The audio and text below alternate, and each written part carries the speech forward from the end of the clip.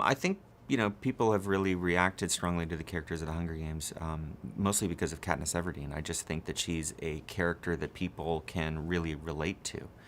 I think that the characters that have stuck around through history are sort of people that react in sort of an instinctual and visceral way to the things that happen to them.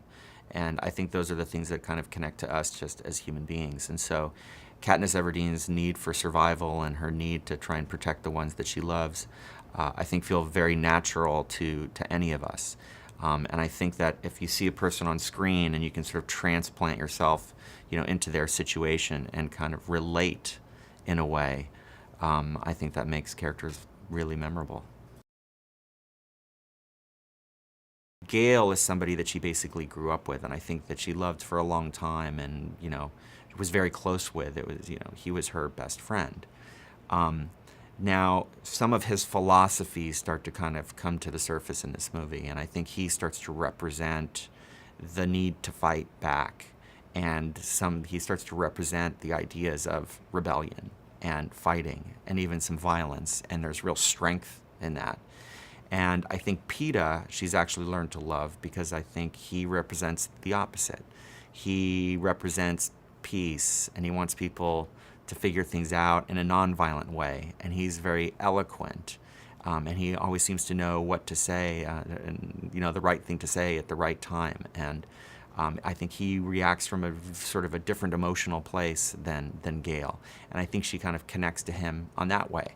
And I think truly she probably doesn't know a person as good as PETA. I think just sort of in his soul and in his heart, he's truly, truly a good person.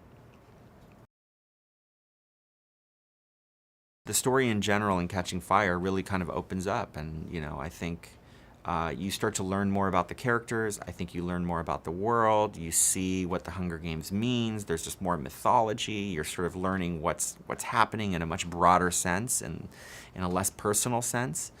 But I think what's also happened is because we kind of now know these characters and love these characters, them sort of pushing forward into these stories and going through these different things, I think it weighs on us more, and it's pretty amazing to see how emotional this story is, and even with characters, capital characters like Effie, and Cinna. First off, I think Jen really, she just owns this character. I mean, having done it once before and done it really well, she really gets it. And so some of the new facets that we worked on, she was just fantastic with, and it was great to see her grow. She's also just growing as a human and, getting older and maturing anyway, which is fantastic. But she's kind of a phenomenon, She's pretty amazing to watch, a joy to work with, she's so easy and fun to be around on set, and such a natural, especially with the role of Katniss, that it's quite extraordinary to watch. Casting the tributes is obviously it's a big deal in these stories. The fun thing about this was that some of the tributes that we're dealing with in this story are much bigger characters than they were in the first story. So some of these tributes have real meat on the bone in terms of the roles. The great thing is that Suzanne created very specific kind of archetypes of characters, and so we could go after various people. So it was a lot of fun sort of picking and choosing the right kinds of people for these roles. I think the fans are going to really enjoy seeing, sort of more detail and getting a more sense of place in everywhere we go. So I think they'll enjoy seeing some more detail in District 12. I think they'll enjoy Victor's Village. I think they'll enjoy the sort of glimpses we get on the Victory Tour as you see, District 11 and District 4 and District 8, and getting a sense of what those places feel like and what those people, the people in those districts look like. I think we also sort of step back a little and see more of the capital, the sparkling capital in the mountains, and I think they're going to enjoy that as well. But I think they'll be very, very impressed with the arena.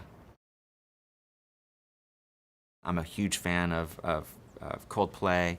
I had actually talked to Chris years ago about doing a video for him, so it's sort of nice to see that relationship kind of come together here. And I have to say, I was just knocked out. He wrote this unbelievable song that could not fit sort of more perfectly, emotionally, thematically, with Katniss, with the end of this movie. And I just think it's going to be a beautiful way to end the film.